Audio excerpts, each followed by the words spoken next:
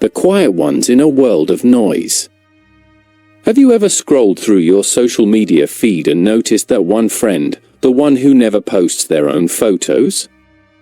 Their profile picture hasn't changed in years, or maybe it's just a landscape, a quote, or a cat.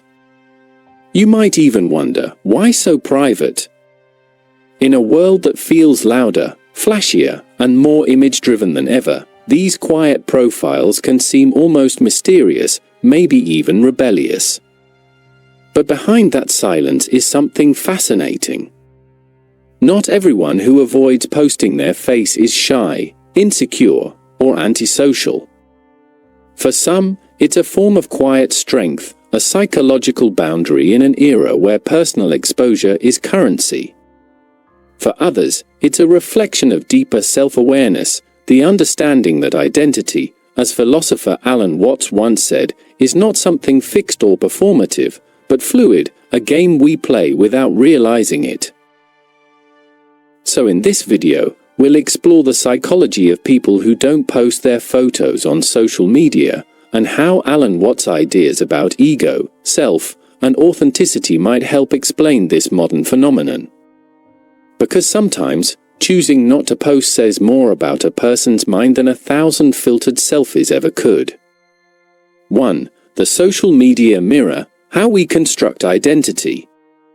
Social media is, at its core, a digital mirror, a place where we shape, polish, and project versions of ourselves. Every post, every selfie, every caption is a tiny performance. We choose what we show, how we show it, and when. And in that constant process of curation, we start to build what Alan Watts might call a social mask. He often said that our idea of self, the me we think we are, is not who we truly are, but a role we've learned to perform for others.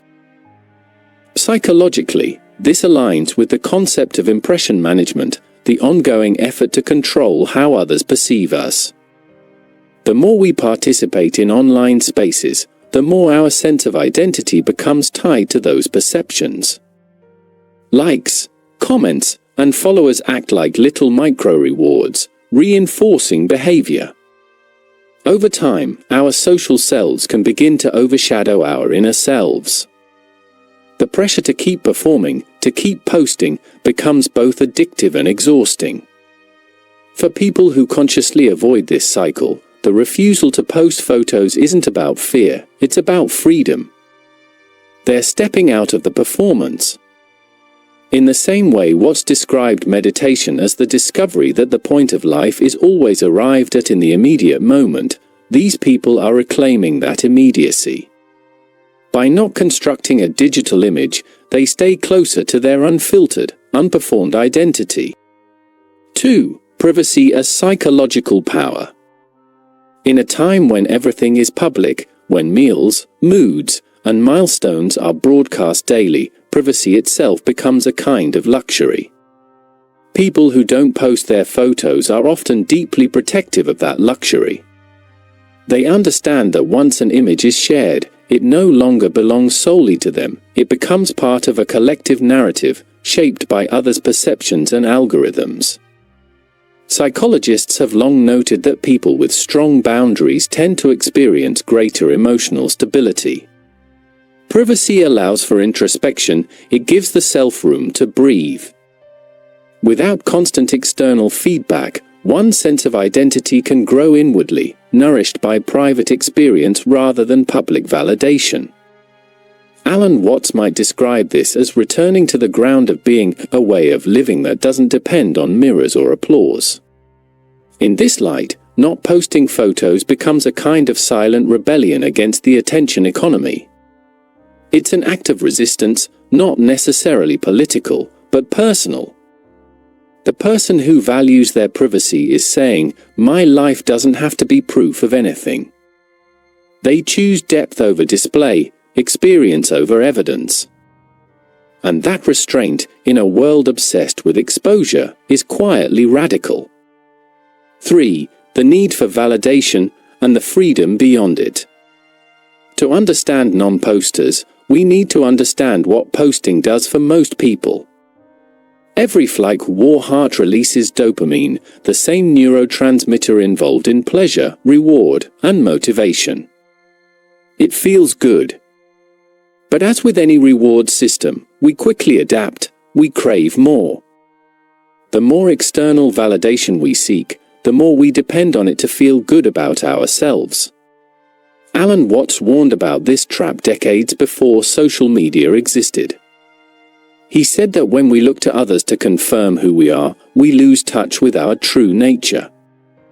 We become the ego, constantly performing and adjusting to meet expectations. The freedom he spoke of comes from letting go, realizing that who we are is not what we project, but what remains when projection ends. People who don't post their photos may have, consciously or unconsciously, stepped off that treadmill. Their validation comes from within, from work, relationships, creativity, or simply being.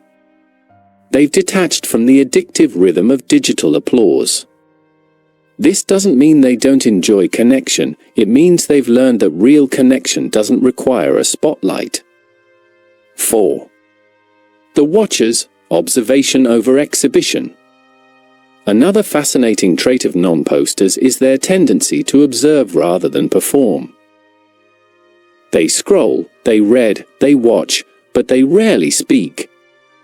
Psychologically, this can reflect a preference for understanding over expression. In social psychology, observers often display higher empathy and critical thinking because they notice patterns others miss. Alan Watts believed that wisdom begins with observation.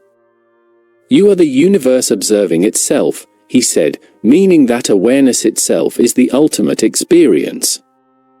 To watch without needing to interfere is a form of awakening. For those who don't post, being a watcher may not be passivity, it may be presence. They see more because they aren't busy curating what's seen of them. In a deeper sense, these quiet observers embody what's called wu-wei, effortless action. They move through social spaces without forcing an identity, without shouting to be seen. Their stillness, rather than their visibility, becomes their power. 5. The burden of comparison. Every photo online is, in some sense, a comparison waiting to happen. We compare bodies, lifestyles, relationships, success. It's almost unavoidable. And comparison, as countless studies have shown, breeds dissatisfaction.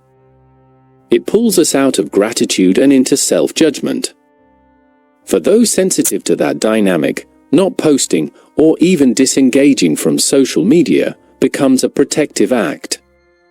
Watts would likely say that comparison is a symptom of the ego trying to prove its existence.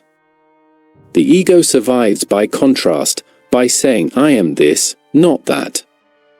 But once you see through the illusion, comparison loses its grip. When the line between self and other blurs, the competition dissolves. The person who doesn't post their photo may have reached that quiet realization that life isn't a race, and that peace doesn't come from outperforming others. Psychologically, this leads to higher self-acceptance. By stepping out of the arena of judgment, they stop measuring themselves by metrics that were never theirs to begin with. In silence, they rediscover self-worth not as something earned, but as something inherent. 6. Authenticity versus performance.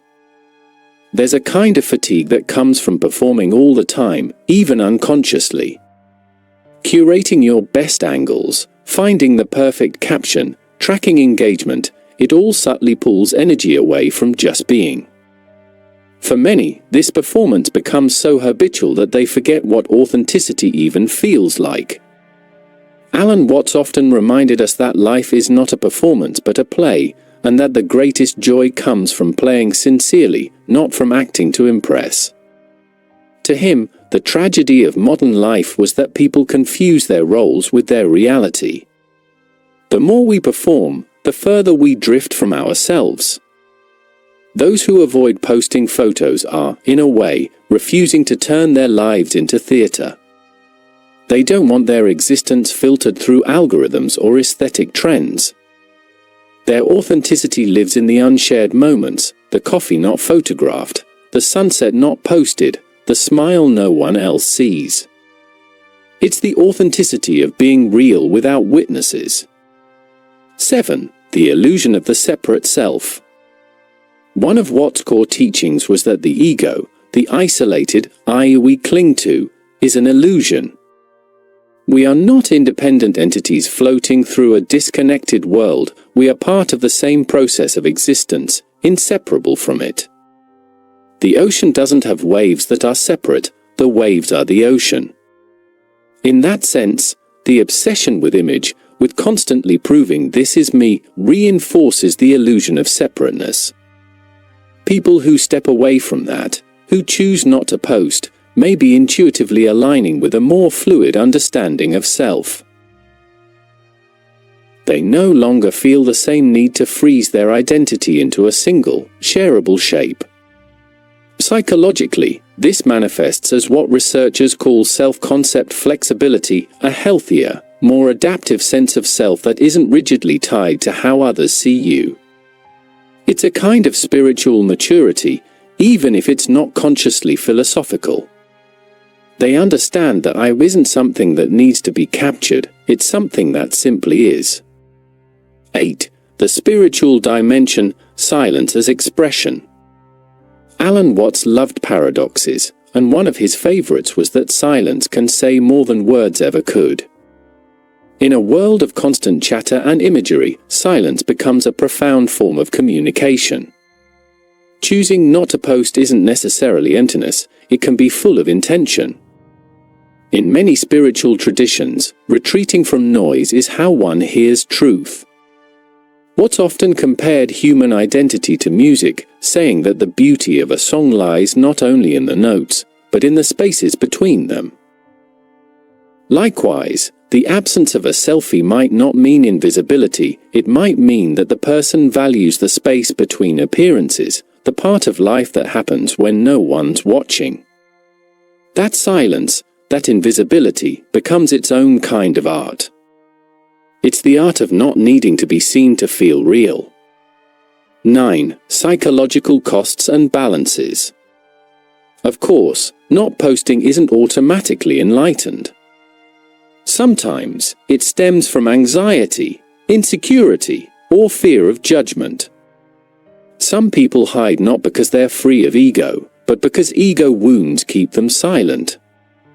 The line between mindful restraint and self-suppression can be thin. Psychologically, prolonged withdrawal can lead to social detachment or loneliness if not balanced by real connection. Even Alan Watts, for all his talk of ego death, valued human interaction deeply. He believed that life is a dance, and that retreating completely means missing the rhythm. The key isn't disappearance, it's conscious participation. The healthiest approach, then, may be a middle path, to share when it feels authentic, to stay silent when it doesn't. To be seen without performing, and to remain unseen without fear. 10. What their silence teaches us. When you think about it, the people who don't post their photos might actually be holding up a mirror, not to themselves, but to us. They reveal how dependent we've become on being visible, how fragile our sense of self can be when it's built on digital reflection. Their silence forces us to question, what would I be if no one could see me? Would I still feel whole? Alan Watts would likely smile at that question. He'd say that realizing who we are beyond image is the beginning of awakening. Because once we stop confusing the reflection for the reality, we begin to live more honestly, not as performers, but as participants in the vast, unfiltered experience of existence. Conclusion: the beauty of being unseen. In a culture that rewards exposure, not posting your photo isn't mere shyness, it's a quiet philosophy. It's a statement that says, I don't need to prove that I exist. It's the practice of valuing the unseen parts of life, the moments, emotions, and experiences that can't be captured by a camera or quantified by a like count. Alan Watts taught that life's meaning isn't found in how it looks, but in how it's lived. The people who don't post their photos remind us of that. They live closer to the moment, closer to themselves, less entangled in the illusion of performance. In a world obsessed with visibility, they've chosen presence instead. And maybe that's the quietest and wisest kind of freedom.